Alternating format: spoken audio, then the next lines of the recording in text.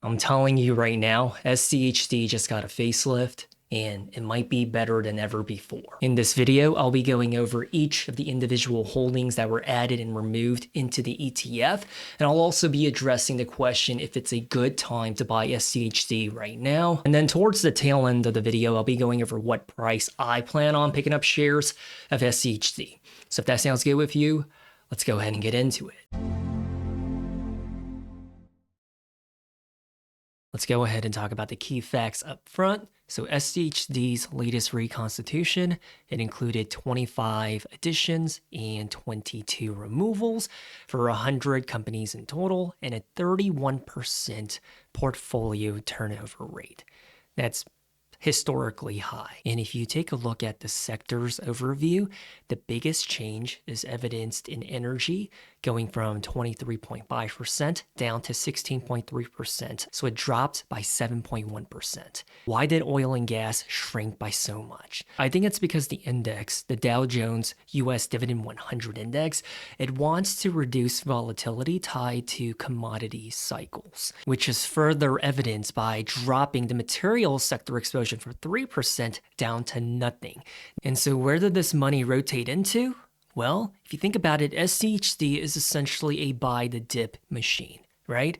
It rotates capital into undervalued sectors, which is why they put the money into healthcare, tech, communication services, and I guess consumer staples and financials as well. For reference, last year, SCHD went really big into pharmaceuticals and oil and gas. And I think with all of the big changes happening, we want to answer the big question, is SCHD still SCHD?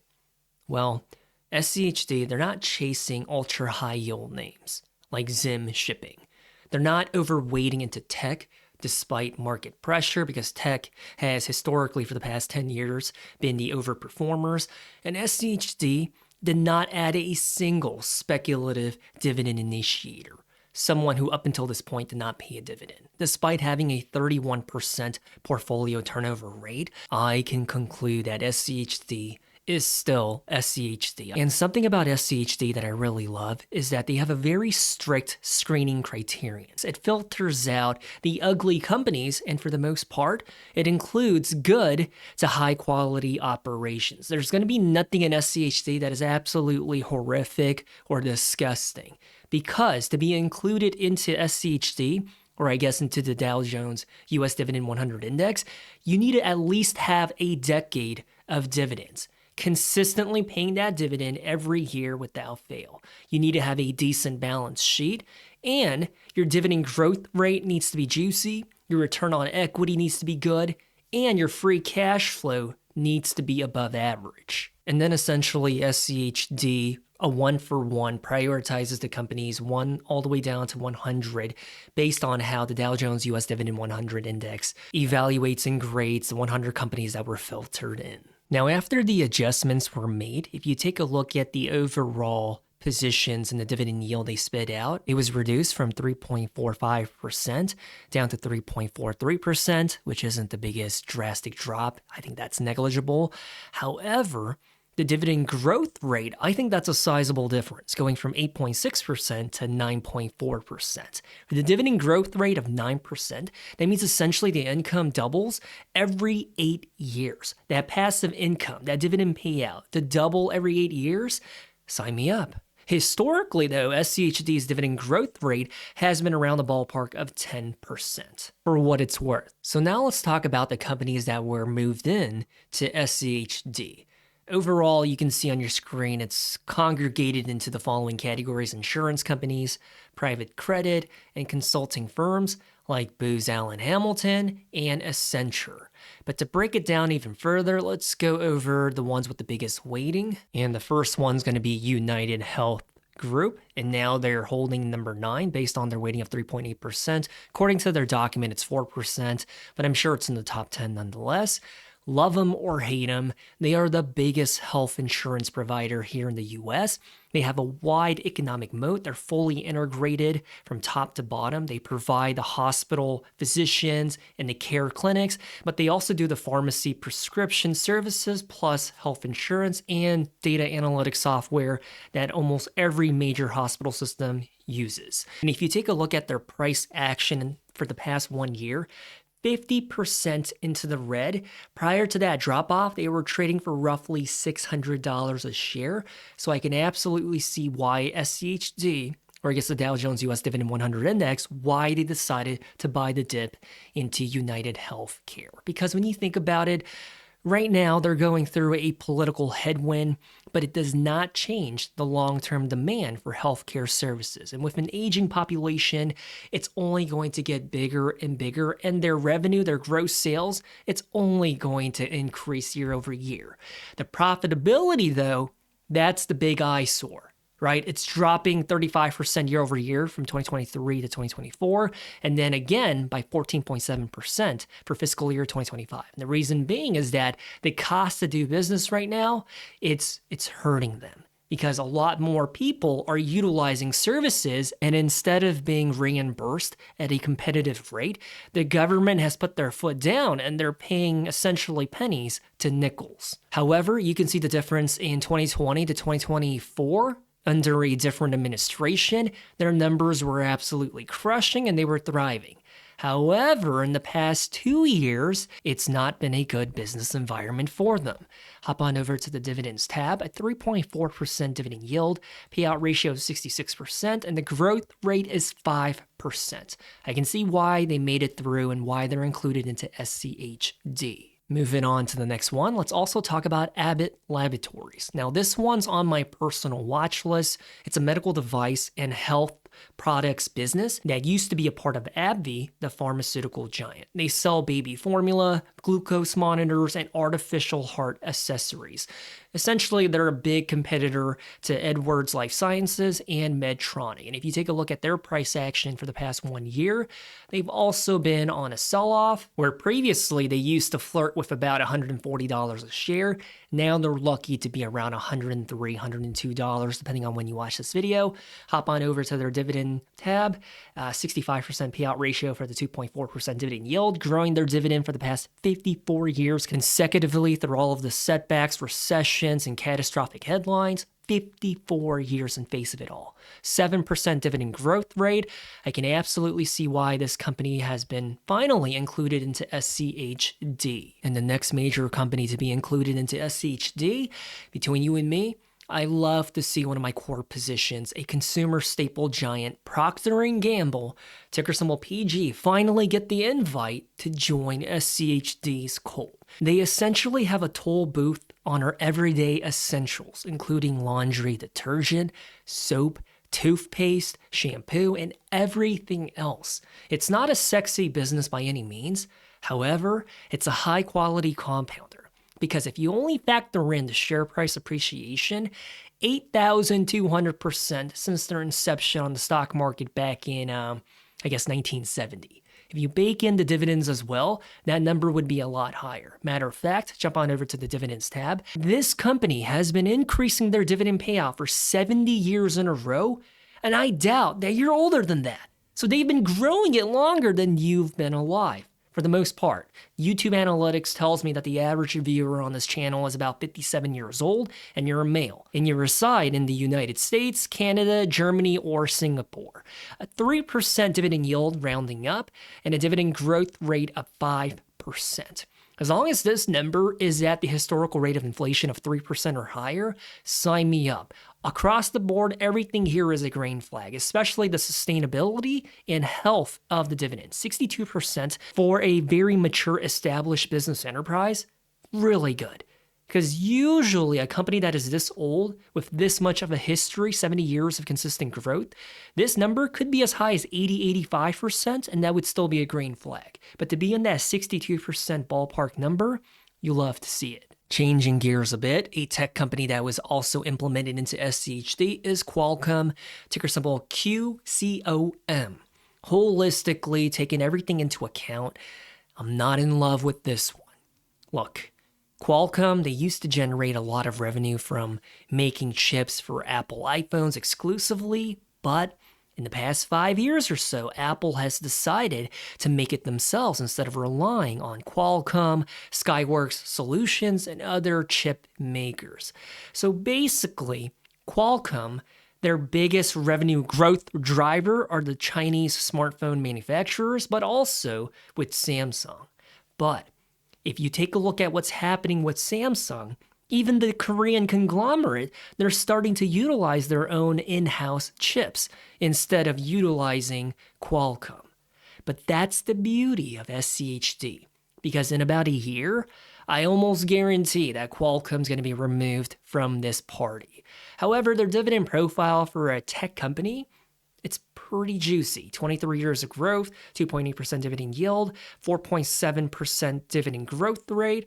There's a lot to like here, but their future trajectory, I just don't feel confident about this one. And historically, semiconductor chip stocks, they tend to be very cyclical because it's not every single quarter, every single year where you're going to be stocking up and buying a boatload of chips.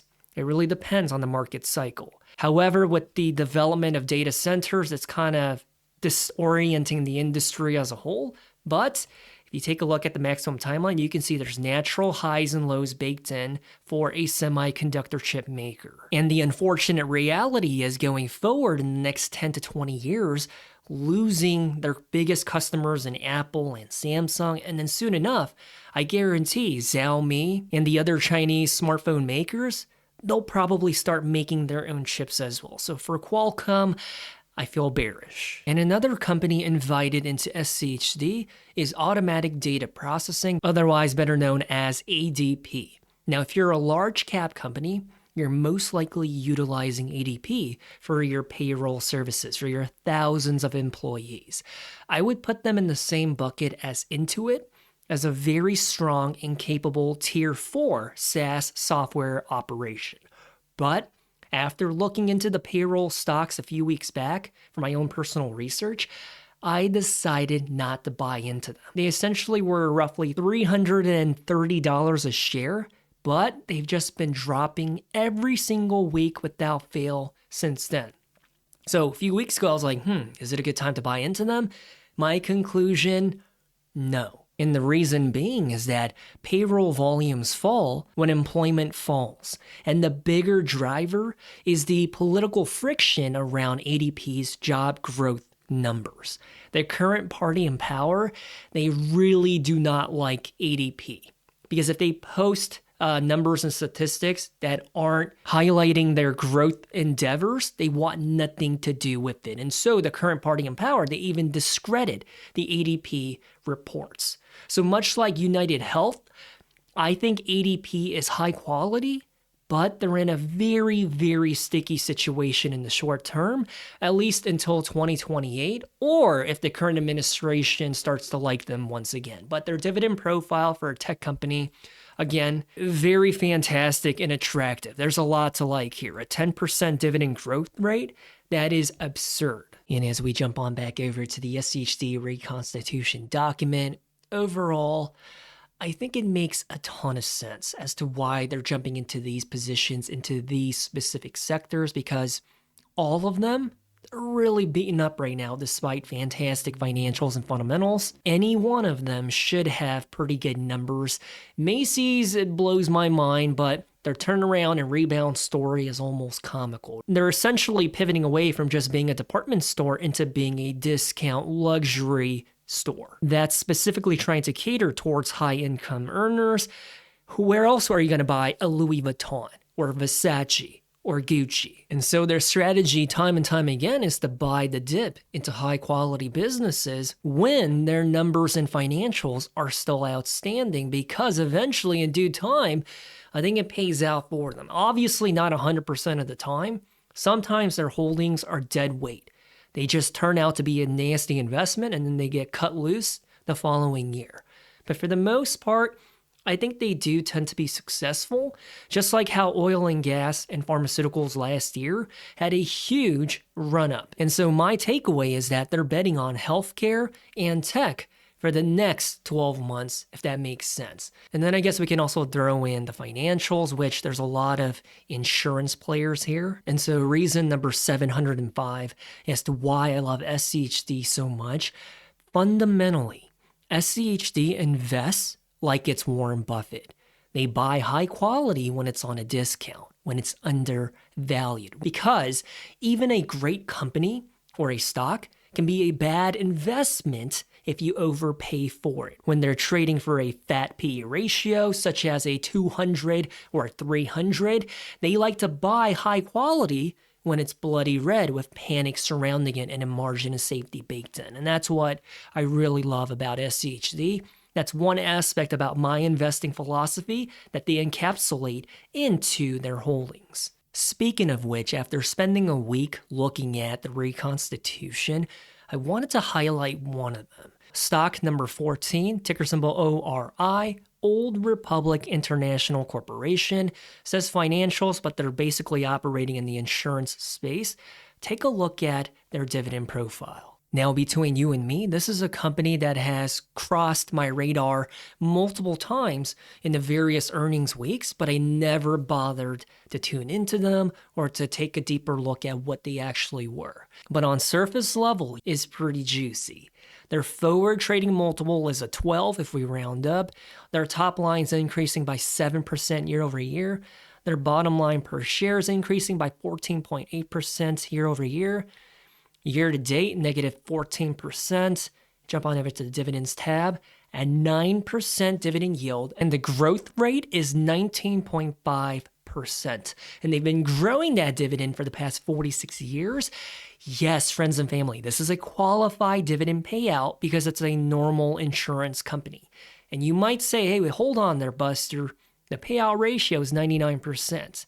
Correct, on a GAAP basis. So $3.66 is a dividend payout. And as a proxy, if we take a look at their free cash flow per share, it's going to be $4.63. $3.66 divided by $4.63. So the payout ratio is actually 79% of their cash being utilized for the dividends. And I think for an established, mature insurance operation, that's more than healthy.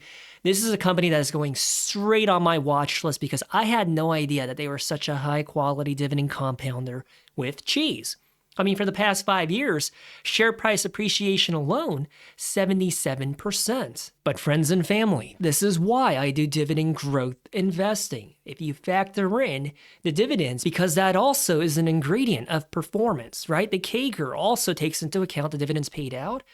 Past 5 years, 182% total return because of their fat, juicy, sustainable dividend payout. And that's why when people talk to me about how dividends don't matter, you should only look at the total return, bro, that's exactly why dividends matter. Because if the dividends are not there, then Old Republic, a 77% return, not bad, right? Only with their share price.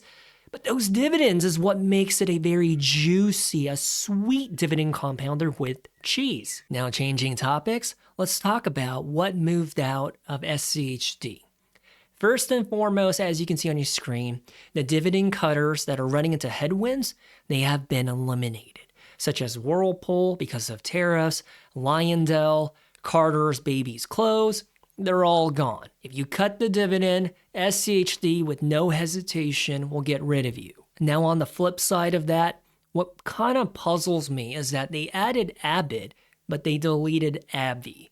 So it's kind of funny because they're associated with one another, sharing company history, just like Altria and Philip Morris International. But other than that, I think every single one of these I can agree with, and I can see eye to eye as to why they were deleted from SCHD. I think the only one that stands out that I would kind of like to jump on my soapbox to talk about is Cisco. They got pushed out. They used to be 3.7% of the weighting of the portfolio as a whole. Now they're 0%.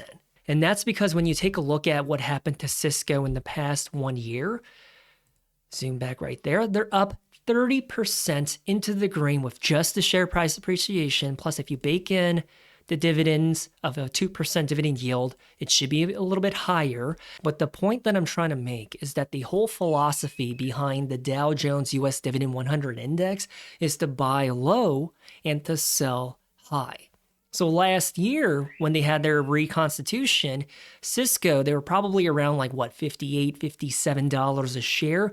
And once they jumped up to about $80 a share, they said, thank you for your service. We don't need you anymore. And they got rid of them. It makes sense.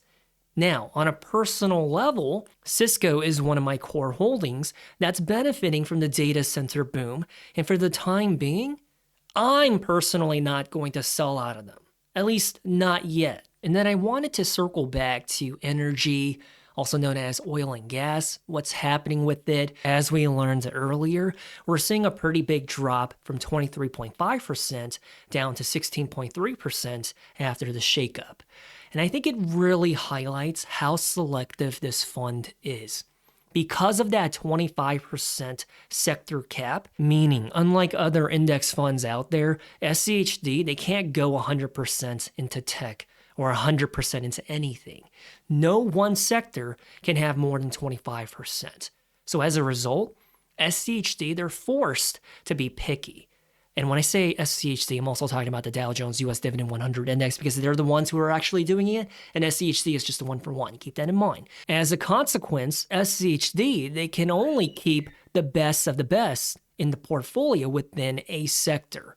If other companies in their sector showed better cash flow to debt ratios or their dividend growth rates were better over the last 5 years, then they got pushed out to make room, regardless of its individual quality. And so I can see why, with that framework in mind, it makes sense as to why oil giants such as Valero, Halliburton, and Ovitiv, why they got deleted, while on the other hand, Chevron and ConocoPhillips, they're still in SCHD and they're the top two positions in the portfolio itself. Together, they make up about 8.6% of SCHD, and that's a lot. So would I buy SCHD right now? When I buy an investment, I want to know their CAGR and performance is dependable, that it's reliable. And when it comes to SCHD, I think their track record and history is just phenomenal.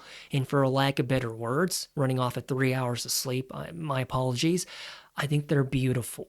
Now, is it a big mistake that they trimmed their oil positions if oil continues to go to the moon heading into 2027? That's a fair question, but no, I don't think so. This is going to be controversial and unpopular, but I think their rotation is coherent and it's very strategic. And I think they're going to continue to outperform the other dividend growth ETFs. Accounting for stock splits, in the beginning, SCHD used to be $5, and now they're currently $30.44. I mean it when I say that I think SCHD is going to be the best pound for pound dividend growth ETF. Now, I will say this. Their holdings to a specific person or audience, they can look wrong in the short term. However, they've proven me wrong time and time again, and they're usually right in the long term. I don't always agree with their tactics and positions, but the numbers and results speak for themselves. And so to address the question once again, would I buy SCHD right now? I say it on the channel all the time.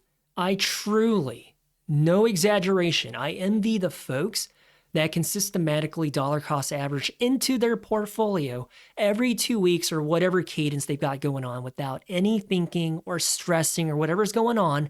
They just buy a little bit and contribute money from their paycheck systematically. I think that's an optimal way to invest. So is SCHD a good buy right now? Absolutely. I mean, for crying out loud, over the past 15 years, their CAGR has beat the market. SCHD, 13.2% CAGR, which is how much your money would have grown on an annualized rate, whereas the S&P 500, depicted by SPY, 13.1%. So you tell me, does dividend growth investing work or not?